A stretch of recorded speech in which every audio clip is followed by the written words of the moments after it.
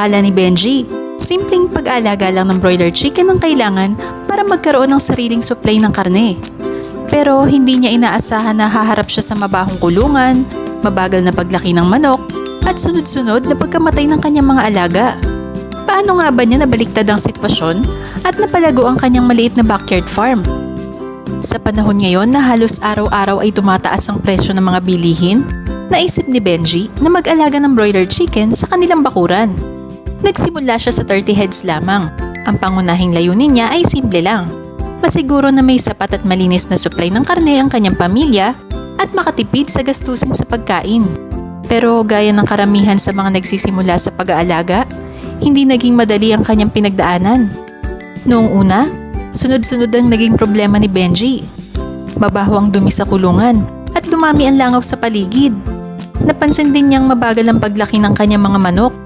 Madalas pang may mga nagkakasakit at may mga namamatay dahilan para tumaas ang kanyang gasto sa gamot. At pagdating naman ng harvest, hindi niya naaabot ang target na timbang kaya hindi rin gaano maganda ang kanyang kita. Dahil dito, muntik na niyang ihinto ang pag-aalaga. Pero sa halip na sumuko, naghanap si Benji ng iba't ibang paraan upang masolusyonan ang kanyang mga problema. Nag-research siya, nakinig sa payo ng kapwa racers at patuloy na naghanap ng mas magandang sistema sa pag-aalaga. Hanggang sa isang araw, nadiskubre niya ang tungkol sa ATOV. Dahil sa maraming positibong feedback mula sa ibang poultry racers, agad na sinubukan ni Benji ang ATOV sa kanyang mga alaga. Mula sisiw pa lang, regular na niya itong hinahalo sa kanilang pakain at inumin. Sa 14 days na brooding stage, naghahalo siya ng 1 kutsarang ATOV sa 1 kilong chick booster at 1 kutsarang ATOV sa 1 litrong tubig. Pagdating ng 15 days hanggang harvest, naghahalo na lang siya sa kanilang inumin ng 1 kutsarang ATOV sa 4 na litrong tubig. At hindi nagtagal, unti-unti niyang nakita ang mga pagbabago sa kanyang manukan. Nabawasan hanggang sa halos mawala ang mabahong amoy at langaw sa kulungan. Mas naging aktibo at malusog ang kanyang mga manok. Mas bumilis din ang kanilang paglaki at bumaba ang mortality rate. Dahil mas maayos ang kondisyon ng kanyang mga alaga, mas nakatipid siya sa pakain at gamot. At higit sa lahat, mas mabigat ang timbang ng kanyang mga manok pagdating ng harvest.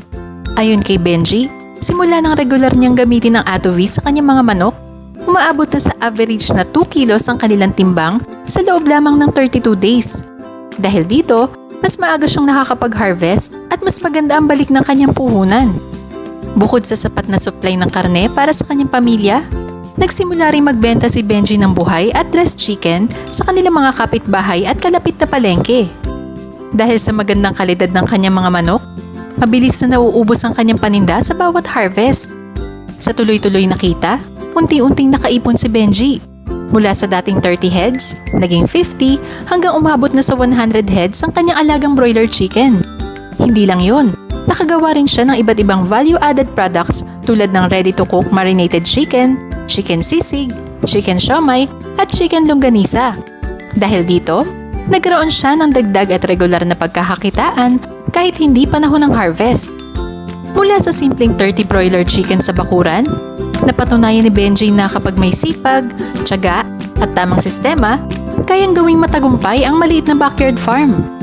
Hindi lang sapat na pagkain para sa pamilya ang naibigay nito, kundi dagdag kita at panibagong oportunidad din sa negosyo. Ikaw, handa ka na rin bang i-level up ang iyong pag-aalaga ng broiler? Subukan ng ATOV at tingnan na magiging resulta sa iyong mga alaga. Mag-message lang sa aming page para malaman kung paano gamitin ang ATOV sa iyong manukan. ATOV, mula sa sariling bakuran, tungo sa magandang kabuhayan.